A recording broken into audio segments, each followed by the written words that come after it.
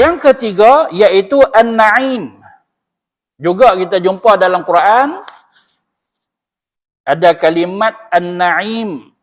Ia membawa arti syurga. Seperti mana Allah Ta'ala berfirman dalam surah Luqman alaihi salam ayat yang ke-8. A'udzu billahi minasyaitonir rajim. Innal ladzina amanu wa 'amilus solihati lahum jannatun na'im. Maksudnya, orang-orang yang beriman dan yang beramal soleh bagi mereka syurga na'im. Maksudnya syurga yang penuh dengan kenikmatan. Nantilah insya-Allah rezeki kita masuk esok kita tengok sendiri. Kan? Kita tengok sendiri apa yang ada di sana. Sikit-sikit kita dapatlah. Daripada Quran, kalau Ta'ala nak jelaskan daripada hadis Nabi kan, tentang syurga-syurga Allah Ta'ala ini. Jadi yang ketiga iaitu syurga Na'im. Yang keempat Al-Ma'wa. Dalam surah As-Sajadah ayat 19. Allah berfirman, A'udzu billahi minasyaitonir rajim. Ammal ladzina amanu wa 'amilus solihati falahum jannatul ma'wa nuzulan bima kanu ya'malun. Jannatul ma'wa, syurga ma'wa.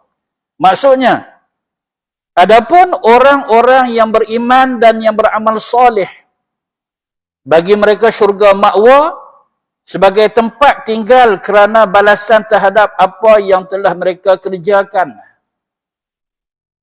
Kita lihat daripada syurga yang pertama Al-Firdaus, sehingga yang kita baca ni yang keempat Al-Ma'wa. Kita tengok di sini sebutan tentang orang yang beriman dan yang beramal soleh. Kita tengok yang pertama Firdaus, innal ladzina amanu wa 'amilus solihati kanat lahum jannatul firdausi nuzula.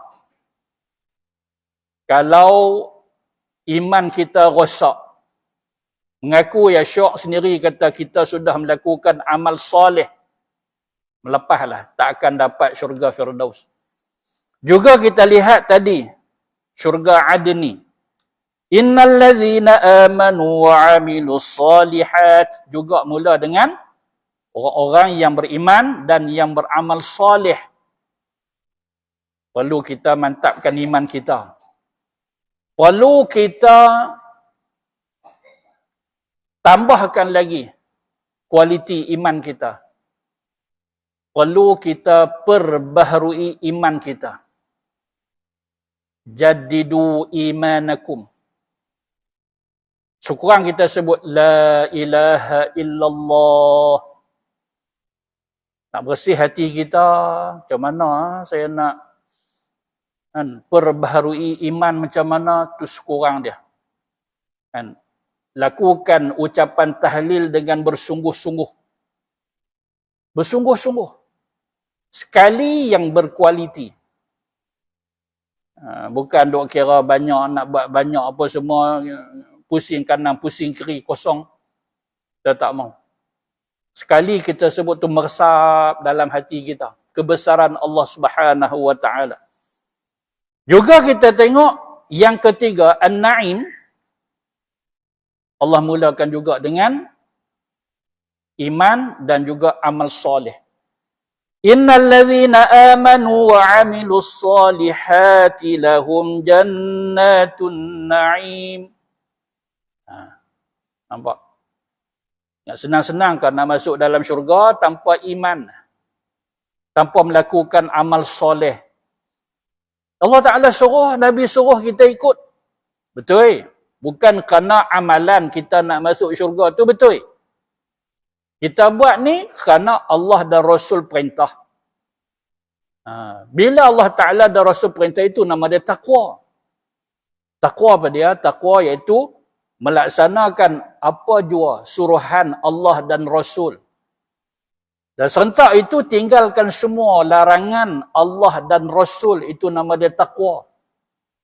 Karena tu je menyebabkan kita ni beroleh syurga Allah. Termasuk yang keempat, yang baru tadi kita baca, ammal ladzina amanu wa 'amilus solihati falahum jannatul ma'wa. Nampak kan? Berarti kita lihat di sini syarat nak masuk syurga itu beriman dan juga beramal soleh. Karena itu kita selalu dengar dan selalu kita baca, dan biasanya ada juga kalangan guru-guru kita yang menutup majlis dengan suratul asri. Bukan hanya membaca tasbih kafarah, bahkan ada juga yang tutup dengan suratul asri. Demi masa, sesungguhnya manusia dalam kerugian, kecuali, tengok tuan-tuan, kecuali orang yang beriman, yang beramal soleh. Baik. Seterusnya kita lihat yang kelima, Darussalam. Juga menyebut tentang satu syurga yang bernama Darussalam. Firman Allah Subhanahu wa taala dalam suratul An'am ayat yang ke-127. A'udzu billahi minasyaitonir rajim. Lahum darussalam 'inda rabbihim wa huwa waliyuhum bima kanu ya'malun. Maksudnya bagi mereka Darussalam. Apa dia itu Darussalam? Syurga yang bernama Darussalam.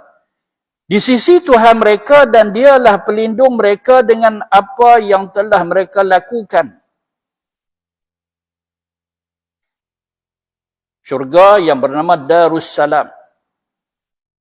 5 ni saja kah? Banyak nama-nama syurga Allah Ta'ala sebut dalam Quran. Ni contoh. Ni contoh yang dikemukakan kepada kita oleh Ustaz Abdul Aziz Omar Ahmad. Sebab tu pada muka surat 267 dia kata apa dia? Terdapat banyak nama syurga, antaranya. Dia abang dah. Jangan duk petikai kita, apa ni? Ada lagi ni. Aku tahu, aku duk baca, aku tahu. Ni apa 5 saja? Kawan dah abang dah. Antaranya. Mau faham ayat tu. Setengah kita ni, dia tak berapa mau nak faham. Tapi kita kena bantu dia lah. Kita sedar, kita tahu dia ni tak faham ni, kita bantu dia. Sungguh, jangan lepaskan dia. Jangan biar dia dalam keadaan yang macam tu. Kesian ke dia. Mula tanya dulu, hang faham ke tak faham? Mula dia kata apa? Saya tak faham. Tak apa. Kita bagi dia faham. Kalau dia kata faham, ni salah faham ni. Sebenarnya begini. Itu pun nak kena slow-slow lah, nak kena pelan-pelan. Dakwah ni kena hikmah. Dan kalau dia kata apa? Faham, lebih lama daripada hang aku tahu dulu lagi. Tapi kita sedar dan faham, dia salah faham. Bimbing dia. Kita bantu dia. Dia begitu. Sekira kalau kita ni benar-benar faham. Kalau kita pun tak apa faham, 2 kali 5 dengan dia kacau. Duk bising boleh, duk riuh boleh. Jadi begitu tuan-tuan. Ini contoh dia bila kita sebut benda ni, baru kita teringat ada satu perkara yang perlu kita ambil perhatian. Apa dia? Segi kefahaman. Ada orang yang cepat tangkap dia, senang faham dia, ada orang yang lambat. Bismillahilladzi la yadurru ma'asmihi syai'